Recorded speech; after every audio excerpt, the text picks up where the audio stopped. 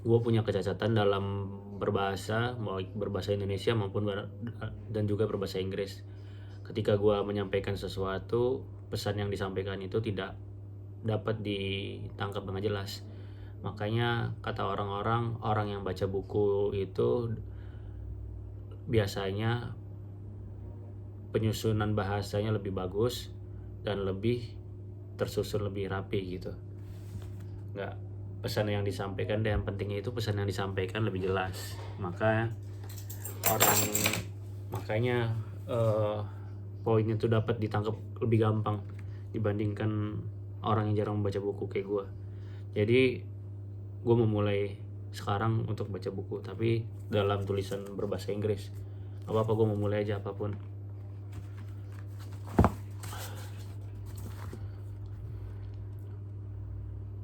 Market has gone up and profit are rolling in.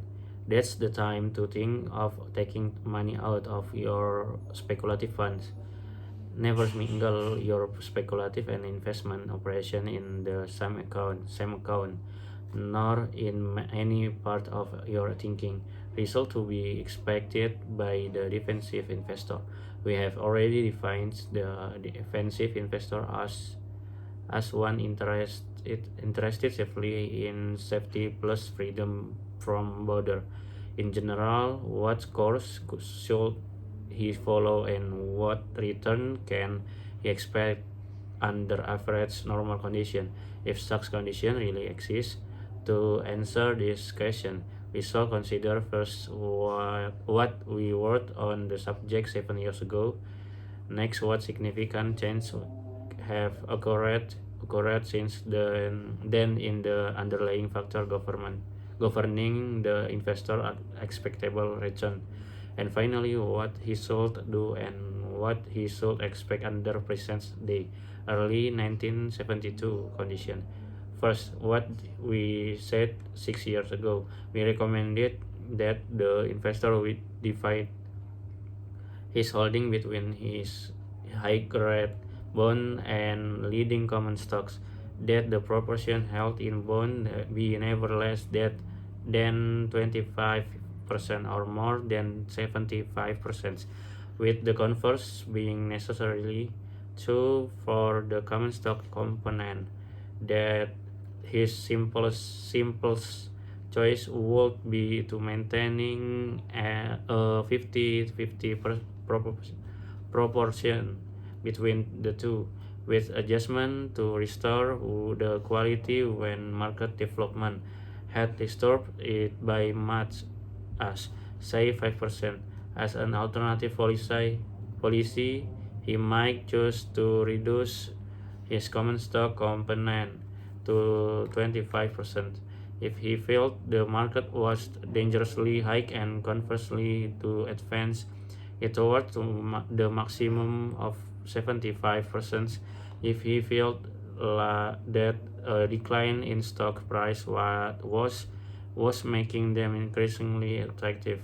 In 1965, the investor could obtain about 4.5% on high-grade taxable bond and 3% on good tax-free bonds. The dividends return on leading common stock with the DGIA at 892 was only about 3.28%. These facts, the others suggested caution. We implied that at normal levels of the market, the investor should be able to obtain an initial dividend return of between 3.5% and 4.5% of his stock purchase, to which should be added a steady increase in underlying value and in the normal market price of a representative stock list of about the same amount, giving a return from dividend and appreciation combined of about 7% per year. The half and half division between bond and stocks would yield about 6% before income tax. We added to that the stock components would carry a fair degree of protection against and loss of purchasing power caused by large-scale inflation. It should be pointed out that the above arithmetic indicated expectation of a much lower rate of advance in the stock market than had been realized between 1949 and 1964.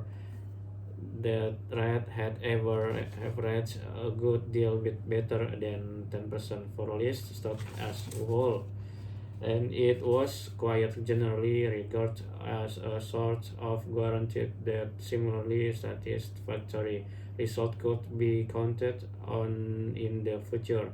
Few people were willing to consider seriously the possibility that the high rate of advance in the past means that stocks prices are now too high, and hence that the wonderful results since 1949 would imply not very good but bad result for the future. Second was what has happened since 1964. The major change since 1964 has been the rise in the interest rates on first-grade bonds to record high levels. Although there has since been a considerable recovery from the lowest price of 1970, the obtainable return on a good corporate issue is now about 7.5%, and even more against 4% in 1964. In the meantime, the dividend return on DGIA type stock had a fair advance also during the market decline of 1969 until 70. But as a right, we write with the Dow at 900, it is less than 3.5% again 3.2% at the end of 1964. The change in going interest rates produced a maximum decline of about 38% in the market price of medium term, say 20 years bond during this period. There is a paradoxical aspect to this development. In 1964, we discussed at length the possibility that the price of stock might be too high and subject ultimately to a serious decline, but we didn't consider specifically the possibility that the same might happen to the price of his great bonds. Neither did anyone else that we know of. We did warn on P90 that a long-term bond may vary widely in price in response to change in interest rate. In the light of what has since happened, we think that this warning with attendant example was insufficiently stressed for the fact is that if the investor had a given sum in DGA at its closing price of 874 in 1964, he would have had a small profit the round in late 1971. Even at the lowest level 631 in the 1970, this indicates loss would have been less than that shown on good long-term bonds. On the other hand, if he had confined his bond type investment to US savings bond, short-term corporate issues or saving account, he would have had no loss in market value in his principal during this period, and he would have enjoyed a higher income return than was offered by good stock. It turned out, therefore, that true cash equivalent proved to be better investment in 1964 than common stock, in spite of the inflation experience. That in theory should have favored stock over cash. The decline in quote principal value of good long-term bonds was due to development in the money market at an upstore area, which ordinarily does not have an important bearing on the investment policy of individual. This is another of a endless series of experience over time that have demonstrated that the future of security price is never predictable. Almost always bonds have fluctuated much less than stock price, and investors generally could buy gold bond of any maturity without having to worry about change in the market value. There were a few exceptions to this rule, and the period after 1964 proved to be one of them. We shall have more to say about change in bond price in a later chapter. Third, expectation and policy in late 1971 and early 1972. Towards the end of 1971, it was possible to obtain 8% tax-stable interest on good medium-term corporate bond and 5.7% tax-free on good state or municipal securities. In the shorter term field, the investor could realize about 6% on U.S. government issues due in 5 years. In the latter case, the buyer need to be concerned about. Read Graham's sentence again and note what this greatest of investing expert is saying. The future of security price is never predictable, and as you read ahead in the book, notice how everything else Graham tells you is designed to help you grapple with that truth. Since you cannot predict the behavior of the market, you must learn how to predict and control your own behavior. Jadi si Graham ini bilang di dunia keuangan, di pasar modal itu semuanya, menurut gue ya, ini yang gue tangkap ya, semua yang ada di pasar modal itu mana tadi, nggak bisa diprediksi situasi marketnya, yang bisa tiba-tiba ada masalah geopolitik yang meledak kayak sekarang ini, kondisi global dari Amerika tiba-tiba ngasih kebijakan ini itu kan akhirnya membuat perekonomian dunia amburadul, jadi nggak jelas arahnya ini kemana, nggak stabil. Jadi yang perlu dikontrol itu kebiasaan kita yang perlu dipelajari itu tentang kontrol kebiasaan kita, menurut gua yang gua tangkap dari tulisan terakhir.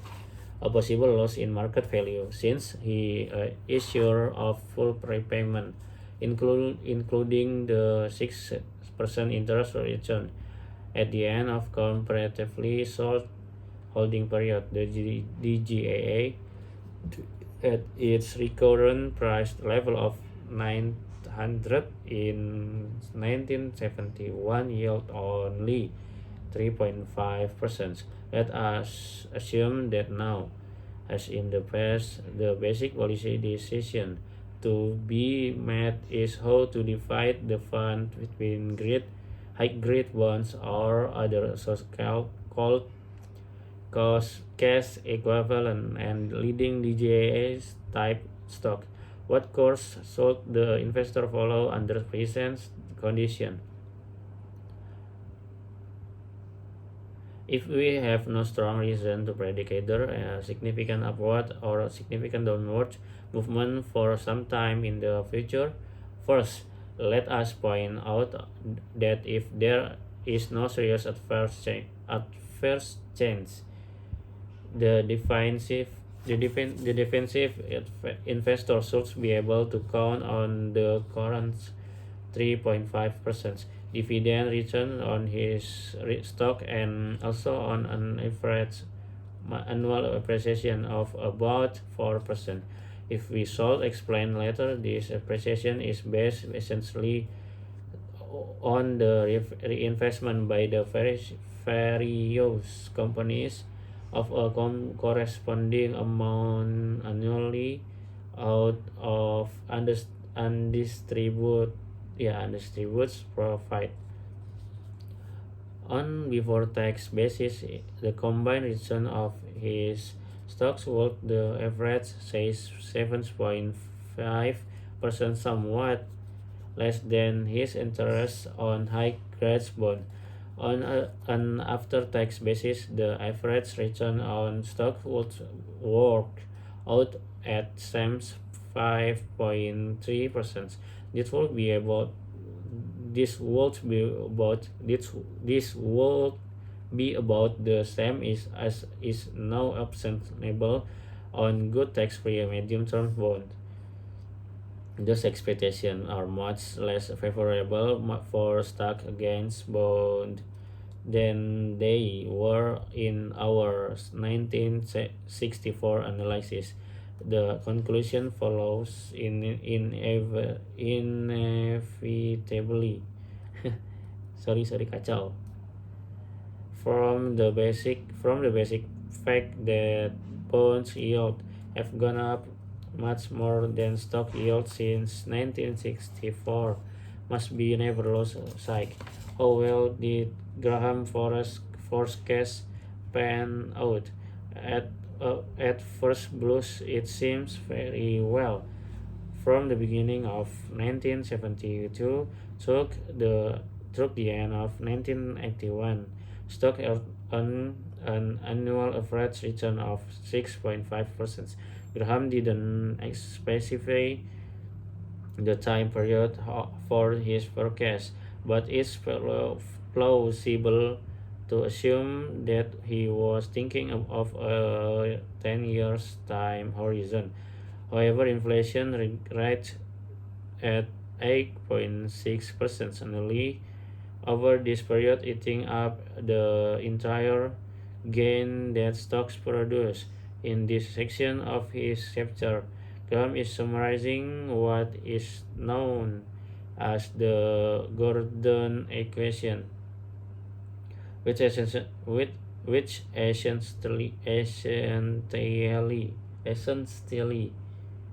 nggak tahu gue bacanya apa, bodo amat, holds that the stock market future return is the sum of the current dividend yield plus expected growth, with a dividend yield of just under 2% in early 2000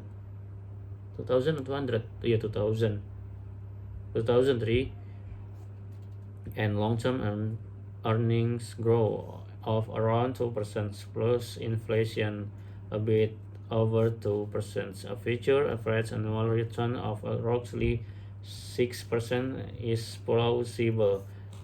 See the commentary on chapter 3 on the fact that the interest and principal payment on good bonds are much better protected and therefore more certain than the dividends and price appreciation on stock. Consequently, we are forced to the conclusion that now, toward the end of 1971, bonds investment appear clearly very preferable to stocks investment. If we could be sure that this conclusion is right, we would have to advise the defensive investor to put all his money in bond and none in common stocks until the current yield relation changed significantly in favor of stocks. But of course, we cannot be certain that bonds will work out better than stocks from today's levels. The reader will immediately think of the inflation factor as a potent reason on the other side. In the next chapter, we shall argue that our considerable experience with inflation in the United States during this century would not support the choice of stocks against bonds at present differential in yield, but there is always the possibility, so we consider it remote of an accelerating inflation, which in one way or another would have to make stock equities preferable to bond payable in a fixed amount of dollars. There is the alternative possibility, which we also consider highly unlikely, that American business will become so profitable without step up inflation as to justify a large increase in common stock value in the new few years. Finally, there is the more familiar possibility that we shall witness another great speculative rise in the stock market without a real justification in the underlying values. Any of others reasons, and perhaps other two, where we haven't talked of, might cause the investor to regret a 100% concentration on bonds even at their more favorable yield levels. Hence, after this horse-turned discussion of the major consideration, we once again enunciate the same basic compromise policy since 1997, when Treasury inflation protected security or TIPS were introduced. Stock have no longer been the automatically superior choice for investor who expected inflation to increase. TIPS, unlike other bonds, rise in value if the consumer price index grows up, effectively immunizing the investor against losing money after inflation. Stock carry no such guarantee, and in fact are a relatively poor hedge against his rates of inflation. For more details, see commentary to chapter 2. Gila. Wah, tenggorokan gue kering banget. Gue udah yang pertama, gue kan gak pandai bahasa Inggris, gak ngerti sama sekali bahasa Inggris, ngomong juga gak pandai, baca juga gak bisa gitu, masih tebata-bata kayak tadi kan. Tapi gue mau belajar investasi yang dimana isi tulisan buku ini tuh bahasa Inggris semua. Kan ngaco, kan gila ini orang. Bahasa yang disampaikan juga rumit banget, bukan bahasa Inggris yang ringan-ringan kayak sehari-hari atau bahasa Inggris yang mudah dipahami. Ini bahasanya berat sih kalau gue baca, tapi nggak apa, gue mau coba berubah dengan tujuan yang katanya tahun 2030, akhirnya tahun 2030 ini akan terjadi perbedaan kasta yang dimana orang yang betul-betul kaya sama orang-orang yang betul-betul miskin ini kastanya perbedaan jauh banget, signifikan perbedaannya. Bahkan yang di bawah ini nggak nampak keberadaannya sama apa gitu, yang katanya jab intelektualnya, jab keuangannya, segala macam, pokoknya jab antara yang bawah sama di atas ini terlalu tinggi, terlalu jauh. Makanya daripada itu, untuk gua mengejar ketertinggalan gua sekarang ini, apalagi usia gua yang udah mulai dewasa, umur 22 tahun, yang dimana gua udah mau tamat kuliah, lagi semester akhir nih, lagi nunggu mau penelitian. Teman udah 2 bulan gak dipanggil buat seminar kan, agak capek juga nunggu ya. Daripada gua nunggu yang gak jelas, mending gua belajar untuk memperbaiki diri gua dengan tujuan ya kualitas diri gua ini lebih baik. Karena gua nggak mau gua sebagai seorang laki-laki itu nggak memiliki skill sama sekali, nggak memiliki nggak memiliki skill, nggak memiliki keunikan dan value di dalam diri gue, apalagi waktu gue udah besar nanti. Makanya dari itu sekarang walaupun udah mulai dewasa, gue mau memaksakan diri gue untuk keluar dari zona nyaman. Walaupun konten ini nggak jelas, tapi sebenarnya gue bikin ini tuh buat diri gue pribadi, gimana perjalanan gue dalam menambah stacking skill gue dalam ngomong, habis itu dalam belajar bahasa Inggris, habis itu dalam pemahaman gue kayak gimana. Gue nanti mungkin berapa tahun ke depan kalau gue kangen, gue rindu sama masa-masa yang sekarang ini, gue tinggal nonton aja videonya ulang. Apakah ini bakalan berguna buat kehidupan gue yang akan datang atau enggak, gue nggak tahu. Tapi setidaknya gue mau maksimalin diri gue untuk mendapatkan sesuatu yang maksimal yang ada di diri gue. Karena sangat nyesek banget gitu di umur yang segini tuh, dimana orang-orang luar sana udah banyak memiliki value, kelebihan skills mereka dari segi berbicara, storytelling, habis itu dari segi berbisnis, cara mereka mendapatkan duit dari industri-industri yang ada. Mereka udah jago-jago banget. Gue udah ketertinggalan jauh padahal umur gue udah setua ini, tapi gue udah ketertinggalan jauh dari mereka. Makanya gue mau mencoba ketertinggalan gue ini dengan mengejar dan mengubah kebiasaan-kebiasaan gue mulai dari hal-hal kecil aja.